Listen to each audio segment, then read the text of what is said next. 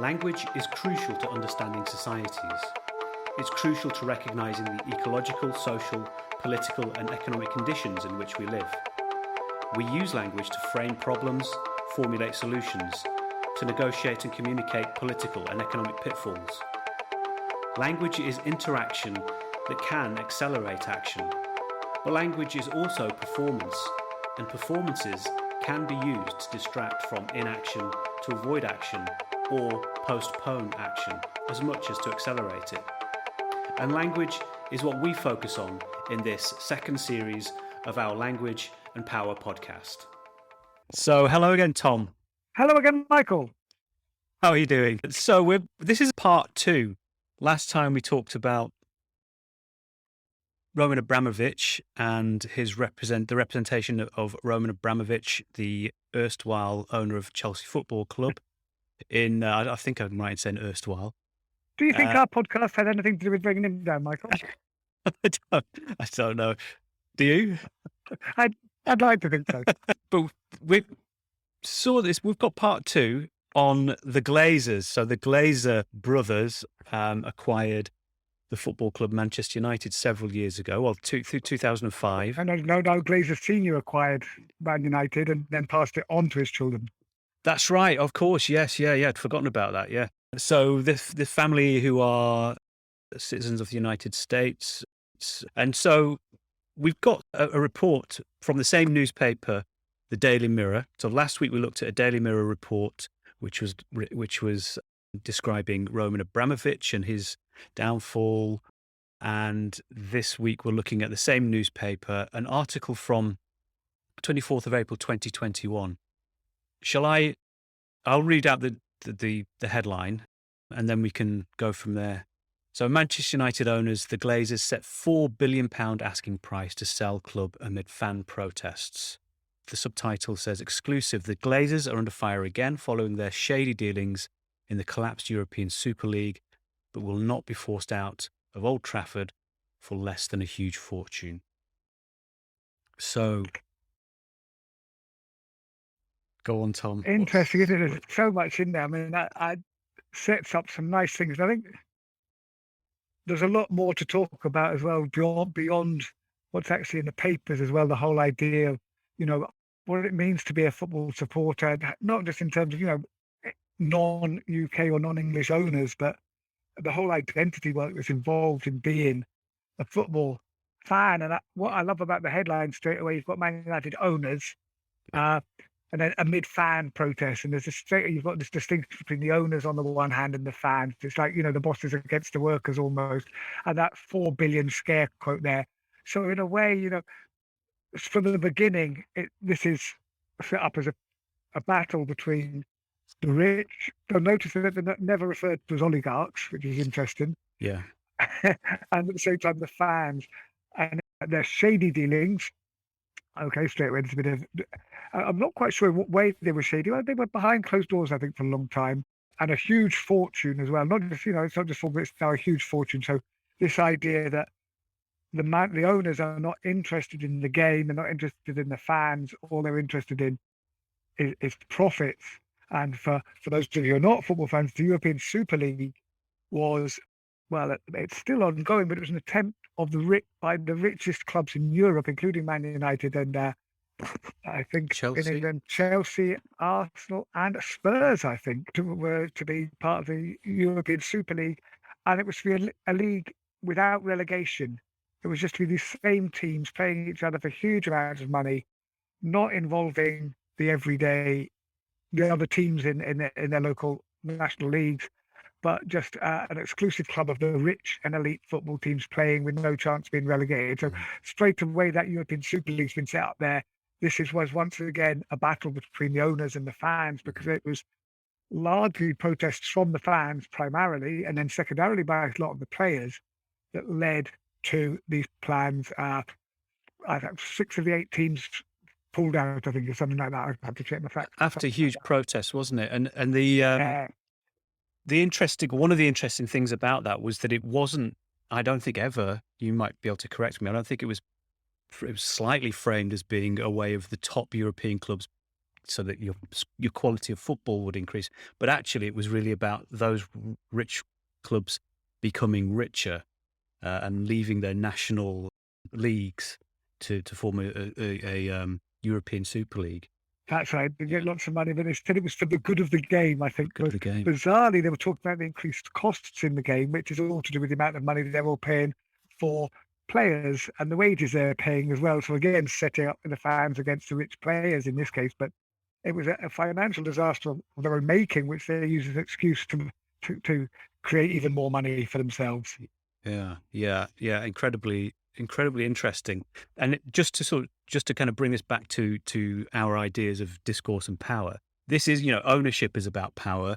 It's about fan power, as you've said in the headline. An interesting thing straight away in terms of the discursive representation of these two people. If we think back to last week when we were talking about Abramovich, you picked it up. He was labelled an oligarch in that article. And whereas even here, there's clearly a negative representation or a negative evaluation of the Glazers because they're being shown as being involved in shady dealings. And as we go through the article, we'll see more negative evaluations. But even so, they're not labelled oligarch. So there's a difference in the discursive representation of this set of owners versus the owner of Chelsea Football Club, Roman Abramovich. So we may want to talk about that. But what's not questioned in either of the articles, either the article that we looked at last week or this early headline and subheading, there's no indication, no questioning that billionaires ought to be able to own football clubs. Do you want to elaborate on that, Michael? Oh yeah, okay. So the question is why ought it to be that an individual owns a football club rather than the fans? And maybe we'll come on to that later. And neither of the articles are questioning this. No, yeah, there's no question that it's taken for granted that billionaires own football clubs. Right. Okay, so let's start. Let's start here. Maybe I'm kind of going off on. No, okay. So it's what you're saying. So you're saying that there's no question with the principle. The principle, yeah. Football clubs can be owned by very, very wealthy people. Yeah. But it just depends on how well they respect the traditions of the club and whether they are maybe from the UK rather than abroad. Yeah. So it's not the question of disassociating clubs from money, but is it tainted money more or less? Because it's not, Yeah. Yes, something like that. So, yeah, okay. Well, I mean, let's stick with this idea of the oligarch first.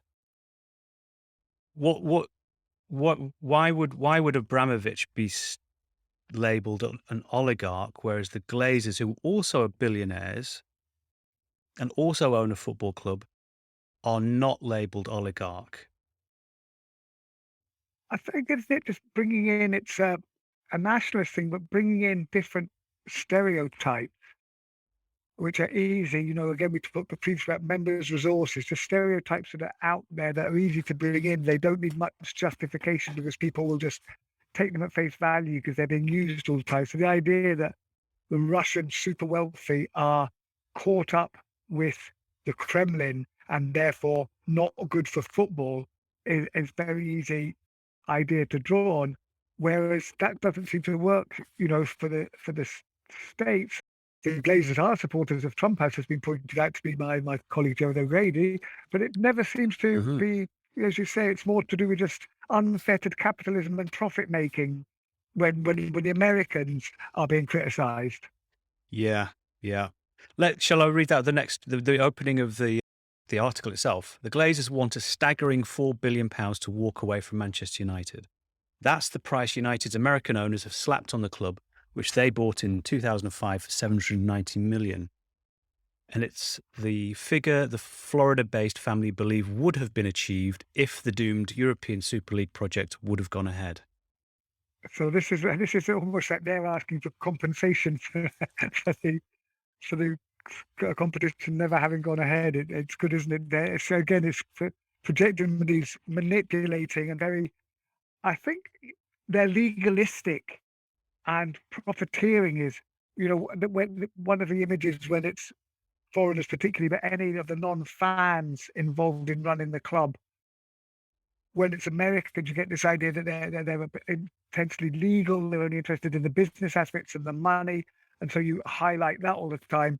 But when it's the Russian owners, it's this mysterious word oligarch, whatever that means. But I think it's just I don't actually know if there's a significant difference between the two myths, other than that, that they're very easy. They're both very easy to draw on Mm. and are used to discredit the owners without much work. Yes. Yeah, that's right. It's a very clear resource that can be drawn on. If we go on to the next sentence, I mean, throughout their unpopular 16-year ownership, the Glazers have always insisted they are in United for the long haul and have shown no appetite to sell the club, instead taking yearly dividends amounting to millions while the debts stay high. So yeah, this is all about the money, isn't it? There's nothing there so far about directly talking about the fans, nothing actually even talking directly about the performance of the team as a football club, as previously being very successful and having some success in this period, but perhaps not so much as previously. No, I think you're right to say that the whole tone of the article here is sort of suggesting it's okay for these amounts of money to be sloshing about in the game, but because buying the Glazers out is presented as a good thing, but of course it will take a huge amount of money to do that, and it will still be very rich people in charge of the club. So I think you're right in saying that it doesn't question, the association between football and huge sums of money. And it just sort of questions it when it suits the newspapers to do that. Yeah. I mean, I am really interested in this idea of when did football clubs become the types of items that could be considered to be commodities that can be bought and sold by people who have enough money for them. And I'm maybe going off on a completely different tangent here, but to me, the idea of a club is something which people come together in order to enjoy together as a group of people, and not something, not a commodity to buy and sell. I know this is a long lost battle. It's long established in England, at least, that people do buy and sell football clubs just as they buy and sell footballers' contracts. So there's a lot of heavy commercialization, a lot of money in there. Yeah, but no, that's it. I mean, I've never seen it questioned, and there is this.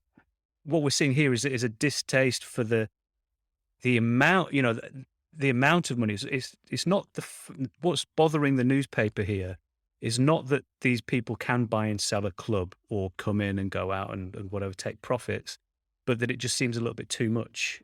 Is that your reading as well? I think so. Yeah, it's too much, and it's not, and it's leaving the country. They're taking the profits. They're not putting it back into the football. I think it's one of the things. Yeah. They're bad owners as opposed to but it's not ruling out the potential of them good owners. One of whom, of course, was very famously Uncle Jack at Blackburn again, who was did buy the club and did put a lot of money in, but was considered a good owner again. But he was one of the first to put a lot of private money, as it were, into a football club. Yeah. So there's a So right. No, I wonder why that is. I wonder if there's something here, as you suggested, that foreign owners versus citizens of British citizens, I guess. I wonder if this. So I can't really see anything. I mean, they do mention American, United's American owners, Florida-based. So there's lots of hints, expression of the fact that they're not from Britain, but that's not necessarily contrasted with anyone else. No, it's not. But it's just that's just sort of thrown up there. But there is a contrast. I mean, he also mentioned the fact they own the NFL, the American National Football League, as in American football. Tampa Bay Buccaneers, again, sort of suggesting they're from a different tradition. They haven't got the interests of the game at their heart. They don't really know about our type of football. Yeah. They're just accruing football teams. Whereas Uncle Jack, of course, was actually a real supporter. Yes, he was a Blackburn supporter who put his millions in because he was a supporter, and lost money as far as I'm aware. So that's a crucial difference. as long as the owners are supporters, it's okay. Yeah, yeah. Um, Interesting in the next line, but City investors believe a bid close to their 4 billion asking price would tempt brothers Joel and Avram, who effectively run the club, to relinquish control.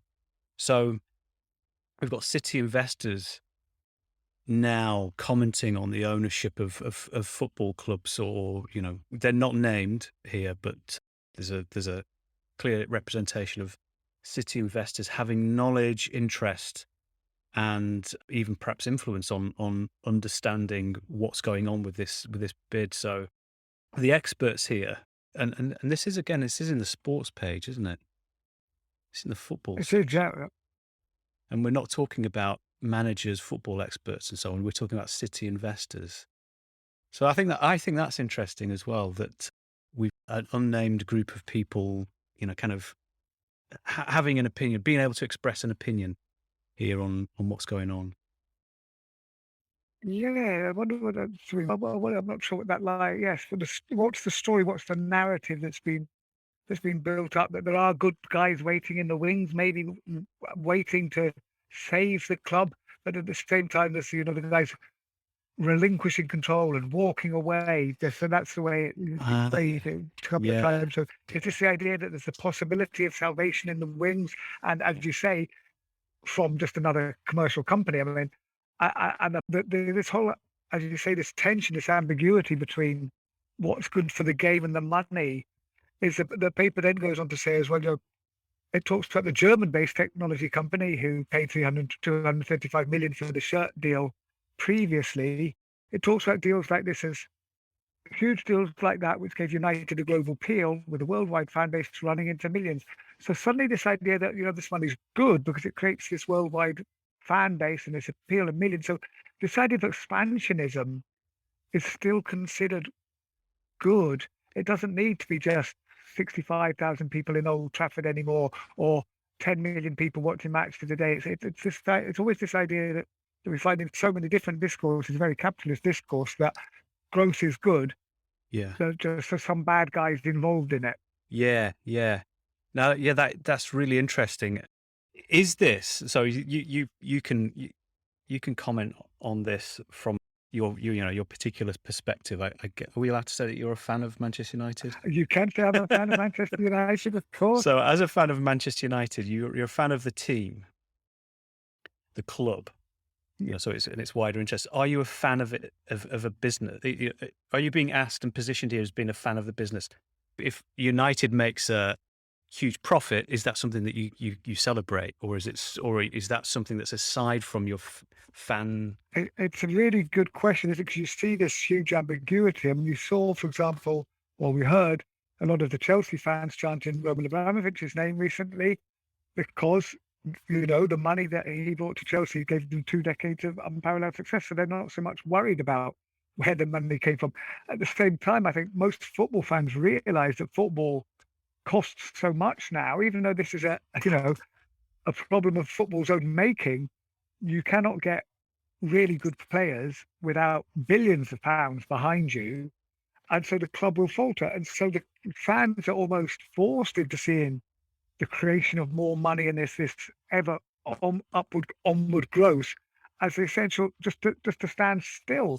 And again, I think so very ambivalent. Yeah, I get this kick from seeing United being a rich club in a way, even though I don't like the idea, because I know it means that we've got a chance to buy good players and be good again, which would be really, really nice. So suppose we're sucked up in this idea, and this is a real capitalist idea. It's a total capitalist underlying idea that you've got to be part of that system. You've got to be that. You've got to have a ticket to win the lottery. This is the money, and even if you find it distasteful, it's the only thing you can do. There is no alternative, in the words of a famous lady. That you have to be part of this big money stakes, or else you'll be left behind, and there'll be no more football. So you can wistfully think about the good old days, but it's really unrealistic. So we're caught up in this whole madness. Yeah, yeah.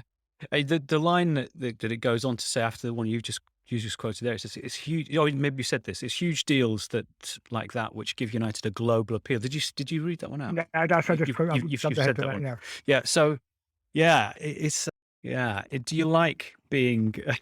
I don't want this to be a kind of interrogation of you, but do you like being one of a worldwide fan base of millions, or Well, this is where my age is useful because, whenever someone finds out you're a Man United fan, you're accused of being a glory hunter, and people say you're not from Manchester. I think this just doesn't work anymore now that the worldwide base is the standard for all clubs. But I always have to point out I did support Man United, and I was a Man United supporter when we got relegated into what was Division 2 at the time. So I was there in the bad old days as well as the good old days because there's this distinction you've got to make in football in terms you didn't just join on lately. You've been there, you've put in the hard miles, and you can then enjoy the glory if you've done the hard work. But you mustn't be seen as a glory hunter. So again, it was being part of an older fan base is good. I quite like seeing clubs. Well, it depends. I do get very annoyed, for example, if I see, I go abroad and I see Man United or Man City or any shirts instead of people supporting their local team. Or where I'm from at a much different level in South Lanarkshire, where the teams here, Motherwell, they're North Lanarkshire, and Hamilton, South Lanarkshire, you never see those shirts with kids wearing those shirts in the town. It's always Celtic or Rangers shirts. And there is something a bit sad about the fact that people support the big teams with the money instead of the local teams. And I think this has been played out here. We're wandering away from language and power because it's football, and that's a great topic. But we just to bring it back to that, the fans who have split are brought up. Just towards the end, it talks about the last paragraphs. It's been reported the ESL, the European Super League, would have been the start of an exit strategy for the Glazers, who are despised by a significant number of real United supporters. And here we have it. yeah, As you're saying, you've got the real supporters, even though it's in scare quotes, and then the Johnny Come Latelys, the Glory Hunters, whatever. They've always been against the Americans, who also own NFL team Tampa Bay Buccaneers, have leveraged the debt and refused to engage with United's fan base. So now we've got the real fans against the other fans. And in 2010, they mobilized a green and gold campaign to try and remove the family. Green and gold being the colours that Manchester United wore when they were started as Newton Heath way back in the day. And so having a green and gold campaign, and there was a split off from Man United team that wore green and gold in protest to all the big money and the commercialization of the game. And so this reference to green and gold, this flag, if you like, is sort of a campaign to go back to the grassroots side of the game and just to enjoy football on a Saturday afternoon, Saturday at 3:00, hopefully, like it was before television. And so there's a lot going on in this article that it's got sympathy for the nostalgia boys. But as you say, they're just they're in there and they're part of the story, but there's no real questioning of the fact that more and more money and expanding the worldwide fan base, etc., is a good thing, and it's all part of this expansionist discourse that we're so familiar with in the university, in trade, in everything, really. yes. It's even when they're talking about these real fans here. There's nothing. It's not clear what the real fans want apart from being rid of the Glazers. Yeah. Yeah. So this whole story is framed not as a question of, well, why was it allowed that some people who the fans don't like, the Glazer brothers, Glazer family, sorry, can come in and do things that they don't like. It's not questioning that system which allows that, but it's just saying, well, no, these particular ones are the bad ones, and we want some better ones to come in.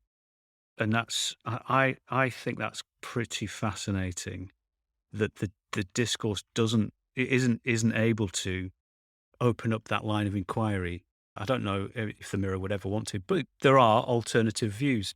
Yeah, I think that's, and for those who, if we're sounding very pessimistic here and fed up with the commercialization of the game, even though it means I can watch it on the telly without having to traipse to different places, there's a lovely article or a little video shoot from the BBC from the 17th of March, St. Patrick's Day, this year, and it's about Bohemian FC, the club with Bob Marley on the shirt and working class values at heart. So straight away, we see that this is interesting. There's an automatic contrast there. It's not stated, it doesn't need to be. if you're pointing out that this club has got working class values at heart in the headline, it's suggesting that this is something remarkable and unusual, and therefore it's implicitly setting up the contrast with every other football club. Now, we'll put up the link for it, but there's just some really interesting quotes that stand in stark contrast to what we've been saying about most football and its globalization. And it talks about the club being the community. We are the community. We're not distinct from the community. It's not just the fan base and the players. They're the same thing. There's also a lovely bit where whoever runs the club, I don't want to call them owners now, we've stigmatized that word, whoever runs the club, runs buses to centres where asylum seekers in Ireland are kept, and it brings these asylum seekers to see the games. And it says, and they've got a wonderful interview with the guy who says, "This is my family." So it's so counter to the globalization in terms of increasing capital and everything like that. There's this idea of globalization being it's multicultural and multi-ethnic. It emphasizes the fact that they're in the most ethnically diverse area of Dublin, and that it gets that support. It's got a big bit of graffiti, or maybe professional graffiti saying refugees welcome. And one of the guys speaking says, "We are the refugees of the world," by which he means the Irish. Famously, population of 4 million went down to 2 million at the time of the Great Starvation, and Ireland is a refugee nation. So to welcome refugees back is a very clever twist on what it means to be global, which I think is just such a lovely counterpoint to the Glazers, Chelsea, and all these things. Yeah, it is in the description they call it. There's a quote there: 100% fan owned since its creation in 1890, and that's I think that's an interesting contrast to what we've been seeing. It is. They build a very different sense of community, don't they? And it's interesting. They talk about not getting rid of racism in the world. He's saying, I don't think that's possible. He says, we're just one very small pebble. But it does talk about start with your radius, not the world. And the idea that, to actually change can be started locally. Let's concentrate on the local. We can't solve all issues. Again, it's another contrast to these big globalizing discourses, the idea that let's just work at our own level. It's something in my own work on discourse analysis that I'm interested in. You get a lot of work that talks about, that criticizes the world order, for example, in various ways, or, sexism in the newspapers in big ways. It's very easy to rail against that, but it's very hard to change that. I think this idea that, we think of global issues, but we work about how they're manifested in our own. I always get annoyed when people say that. Wait a minute, I correct that. We think about how they're manifest in our own communities and in our own areas, and we try and fix the way locally. We're, shooting at global targets is impossible. We should concentrate. The old adage, think globally, act locally. And so there's a whole lovely alternative globalization, localization story going on here. Yeah. And actually, I mean, there's all. I mean, we've sort of gone to this one for Bohemians in Ireland, but actually there was a breakaway Manchester United team, wasn't there? And they wore green and gold. Yeah, exactly. Yeah. So it's not. We're not trying to ignore that either.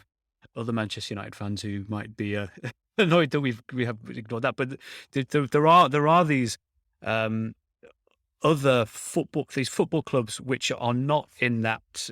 Certainly not so invested in that global system of football, which try and go for these fan-owned and more community-based orientation, in lots of different places.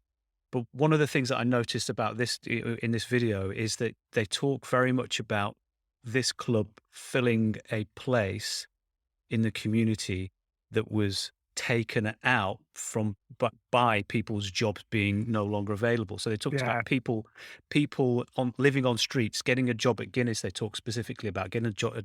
People would get jobs at the Guinness factory making barrels, and they would stay in that job for all of their life. And so you would get families of multiple generations living on the same street, families living together side by side for generations and generations, and having a sense of community. And you can't be nostalgic for things that don't exist, or not trying to be nostalgic for that kind of thing, because I'm sure there was lots of problems in that situation also. But what this club claims to do is to say, well, we're trying to fill that gap, which is no longer there, taken away from the community by global capitalism, jobs being not for life anymore, people having to move on, move away, and all the rest of it, and providing definitely, and that's the identity that it's the woman speaking there, isn't it? And she talks about this, and she's creating this identity of the club is the remnant of this working class culture, and she does refer, I think, to the problems that people had, but the club was a way of escaping those problems, anyway. You know, it's a relief, and now it remains. And the rest of that working class culture is gone. So she creates a very good myth for the club there, which is important. In discourse analysis. No, it's really interesting, isn't it? Yeah. And as you say, very much counter to the forces of global capitalist forces that removed local industries. So there's a clear linkage there, isn't there? Yeah. There's a bigger issue. I mean, I don't know if you want to say anything more on that, Tom, but this issue of when does a cultural experience item, shared experience, become a commodity? And talking about this club in Ireland being a place to escape from the rigors of everyday working life, that's the same for football clubs across the world, isn't it? Yeah. One of the things I think sometimes you get, even the big clubs who are maybe a little bit guilty are still try and put themselves forward as working class clubs in distinction with maybe the more successful teams who had all the money. And I'm thinking particularly when we talk about that European Super League that didn't happen. One of the teams that was involved was my son's team again, Atletico de Madrid, who backed down. Well, one of the quickest teams to back down when they saw it wasn't going to be very popular. But they've always been by far the less successful of the Madrid teams. But they promote themselves instead as the workers' team.